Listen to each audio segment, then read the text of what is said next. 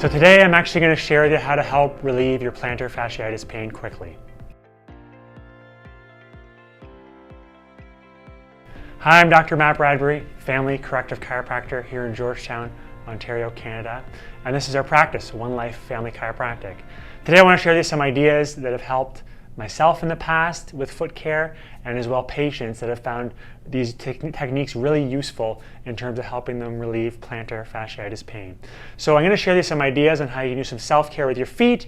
I want to discuss a little bit of the anatomy, some things you might want to consider changing to help improve where you're at, and we'll go from there. If you're just tuning in and you're enjoying and you're finding value, please consider taking a moment to subscribe. It really helps us share the message and raise awareness about spinal health and better function for more health. So if you've recently noticed you're getting discomfort down through here in the plantar fascia of your feet, I want you to consider some of the techniques. And some of the cardinal signs are, with increased volume of movement, you may notice increased foot pain, you may notice it more in the morning, and you may notice it'll get a little bit easier after you move and exercise, and then come back right after you exercise. So consider some of these simple things that you can do for yourself, and I'm going to set you up with a little routine so that you can use this whether you're just waking up in the morning, at your desk, or sitting on your couch at home. These are some tips that I've found really useful. So consider also, when you look at the whole bird's eye view of what's going on, if you've increased your volume, especially if we're leaning into sandal season, warmer weather, out walking more, you may notice that you have some discomfort down through here. So what I'm going to teach you today is consider the bottom of your foot, also your ankle, and all the way up your knee, your hip, your pelvis, all the way to your spine and your nervous system. So I'm going to teach you some techniques for down here, and also what you should be doing when you get out of the bed first thing in the morning. So the first thing I want you to consider is doing a light stretch in the morning. And what I'm going to do is have a towel or something like this, long enough that I can loop it around my feet. So rather than going to full body weight right away, what you're going to do is actually place this beside your bed, grab a hold of it in the morning, and when you're here, I want you to actually loop it around the toes of your feet. The balls of your feet. So when you're here, you're actually going to apply a light stretch, and what you can do is hold this for 20 to 30 seconds. And what I want you to do is repeat that 2 to 3 times, with the thought being you're loosening up the back of your calf and the whole network of tissue that passes behind your heel and to the bottom of your feet. So what I want to show you here is actually just take a lacrosse ball like this, and this is something that you can keep beside your bed, your couch, or at your desk for throughout the day. And what you're going to do is actually just work on the tender areas in the bottom of your foot and loosen it up, and you're thinking about making it more pliable. If it gets really stiff and irritated, this is one really good way that you can lightly roll it out. So you can see I have the lacrosse ball here, and what I'm going to do is work on the areas on the bottom of my foot. So what I'm going to do is just gently roll back and forth, and you can work on some of the tender areas. If you notice there's some areas that are more stiff and tight, what I want you to do is just press into those, breathe. When it gets easier, you may spend 60 seconds to 90 seconds here working on the bottom of your feet. You can squint your toes down, you can open your toes up, and in particular when you find a spot that's sensitive, sit there, breathe, and you can flex and extend your toes. Now with this next stretch, what I'm actually going to do is I'm going to bring my toes as close as I can to the wall, and I'm going to start there and then bring them back so that I can put my knee against the wall without lifting my heel up. And what I'm going to do, you may even notice that this affected side is more stiff, meaning the distance between the big toe and the wall is shorter, and maybe you don't have as much ankle flexibility on that side. So what I'm going to do is do one of these, lean into it. I'll hang out right here and breathe. And while you're here, I'm going to hold this anywhere from 30 to 60 seconds. And just because it's my right side that may be bothering me, I'm still going to switch off and address my left side and loosen that up as well. So you can see the distance between the big toe and the wall gets larger, and then I'm going to place my knee against the wall and feel the stretch up the back of my calf muscle. Now, One of the other ones that I've really enjoyed over the years is actually putting my toes on the ground just like this and bringing my heel back, or my buttocks back to my heel, hanging out here in this position.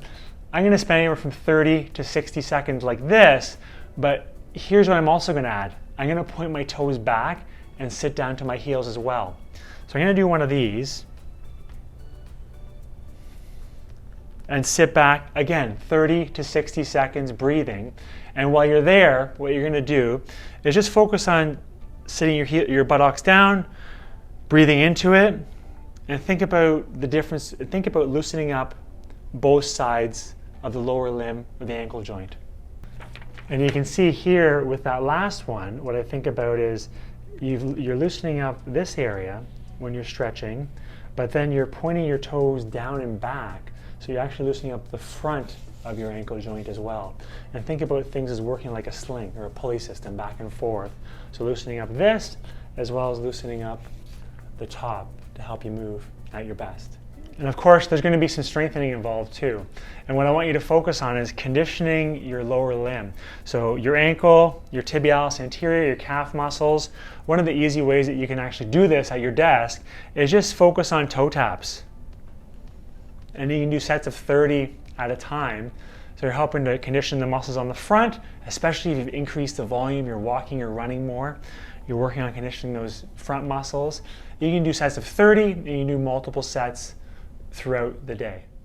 Now, to add to the components of strengthening your feet so that you're more resilient when you're out walking and building up your tolerance on your lower limb as you increase the volume throughout the season, what I want you to do is consider this towel here, and what I'm going to do is scrunch it up 6 to 8 times. So you can do one of these, just like that. That would be 1 rep. And then you spread it out again, and again, scrunch it up. And that would be rep number 2, with the thought being you're getting some blood flow to the area, thinking groceries in, garbage out, helping to train the bottom of the foot and getting that area moving and loosened up. So consider today, if you're trying to help your plantar fasciitis, some of the simple things that you can do on your own. And remember, like anything, the consistency is going to be critical and key to helping you move and heal at your best. So consider some of the ideas in terms of starting with a towel in the morning for some stretching. The lacrosse ball, keep that handy, whether it's at your desk or your bedside or your couch.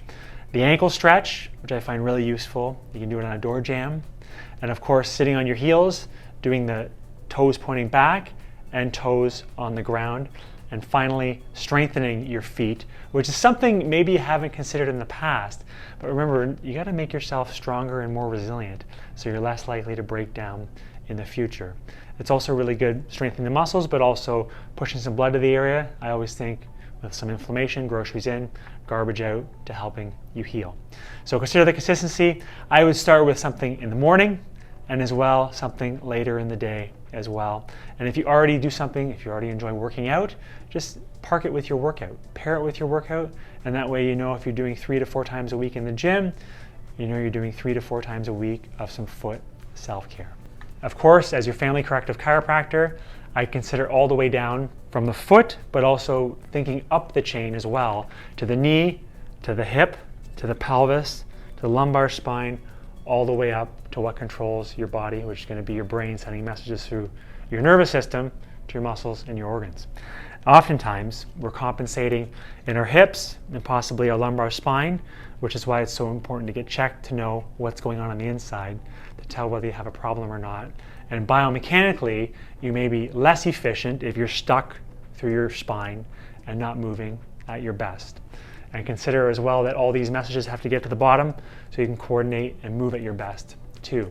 And if you're shifted and stuck and the nerves are irritated, that's going to be a factor in your problem as well. So consider rather the health of your whole spine and nervous system, how you move, how you live, so you can keep up with your kids, your grandkids, and have that much more fun in your daily routine. Of course, if you've tuned in and you've enjoyed this today, my only ask is that you consider sharing it. I can't do it alone.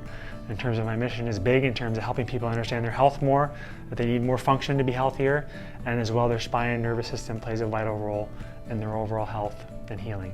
So if you take a moment, please click share, whether it's on your feed, or if you know someone directly who would benefit from it, you know someone who's increased their walking, has some foot pain, send the URL directly to them so they can get some help too. I'd appreciate it very much. Thank you. And thanks so much for tuning in. I appreciate it. And remember that you're far stronger, more resilient, and resourceful than you necessarily have been led to believe. We'll talk to you soon. Bye for now.